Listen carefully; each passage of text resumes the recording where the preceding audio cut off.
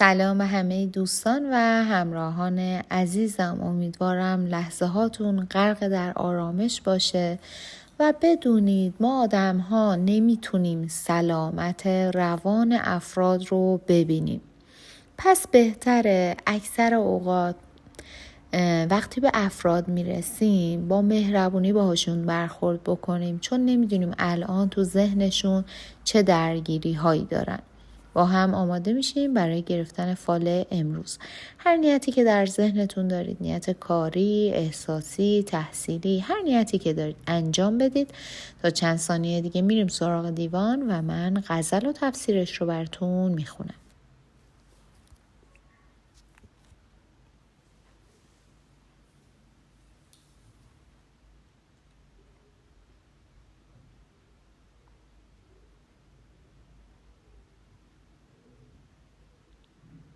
خب دوستان، اگر نیتاتون رو انجام دادین با هم ببینیم حافظ امروز چه توصیه‌ای برای ما دارن.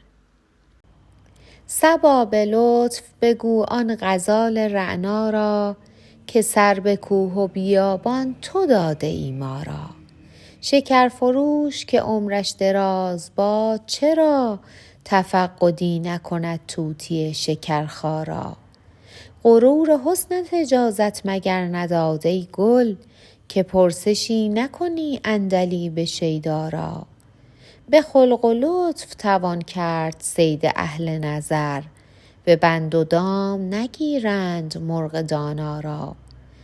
ندانم از چه سبب رنگ آشنایی نیست، سهی قدان سیه چشم ماه سیما را. چو با حبیب نشینی و باد پیمایی، به یاد دار محبان باد پیما را. جز این قدر نتوان گفت در جمال تو عیب، که وضع مهر و وفا نیست روی زیبا را. در آسمان نه عجب گر به گفته حافظ، سرود زهره به رقص آورد مسیحا را. خب دوستان، باید بگم در این غزل حافظ از صبا خواهش میکنه که پیغامش رو به گوش یار برسونه و در ادامه به مخاطب میگه که اخلاق خوب داشته باشه و بعد از اون از بی‌وفایی زیبارویان صحبت میکنه و در انتها خوش سخن بودن خودش رو یادآور میشه. اما در تفسیر این غزل حافظ میگه دلبسته و شیدای کسی شدید که میتونید دل اون رو با مهربونی و لطفتون به دست بیارید، اما با تندخویی و مکر و حیله نمیتونید کاری از پیش ببرید. همونطور که گفته شد، حسن خلق، اخلاق نیکو و صداقت و ایمان همیشه چراغ راه شما هست و بهتره توی این راه هم از خدا کمک بخواید. به زیبایی، ثروت و جلال خودتون تکیه نکنید و سعی کنید دل دیگران رو به دست بیارید. حافظ میگه کسی یا کاری فکر شما رو به خودش مشغول کرده و شما از بی‌اعتنایی اون شخص، از اینکه کاری که در ذهنتون هست به نتیجه نمیرسه، به شدت غمگین و ناراحت هستید. اگر میخواید به مقصدتون برسید، باید غرور و خودبینی رو کنار بذارید و همونطور که گفته شد به یاد داشته باشید که با اخلاق نیکو و مهربونی میتونید در دل مردم جا باز کنید و به موفقیت برسید. غرور و تکبر مثل آفتی هست که به زندگی شما میفته و باید خودتون رو از این آلودگی پاکسازی کنید و در این راه باید از همنشینی با افراد مغرور و متکبر هم دوری بکنید.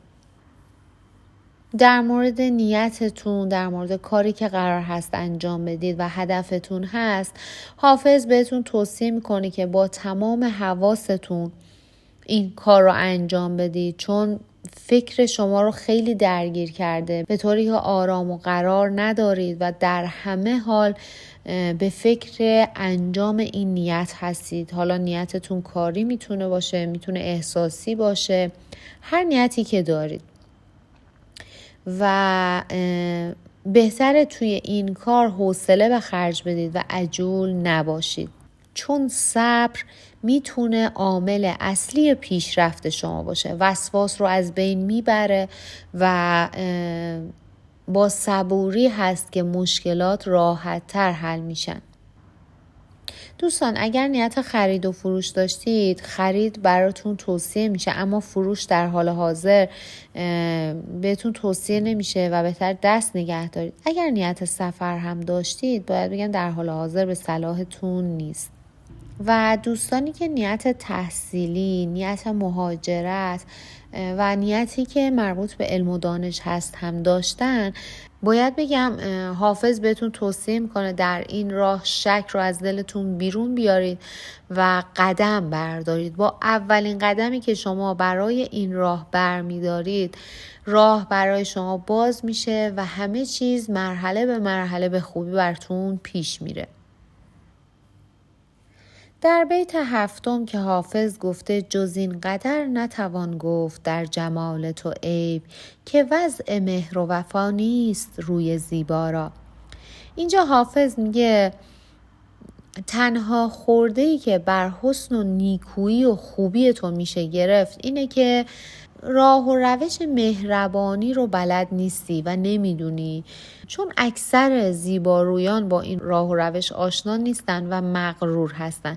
به خاطر همین هست که بهتون توصیه میکنه که غرور و تکبر رو کنار بذارید و با مهربانی در دل مردم جا برای خودتون باز بکنید.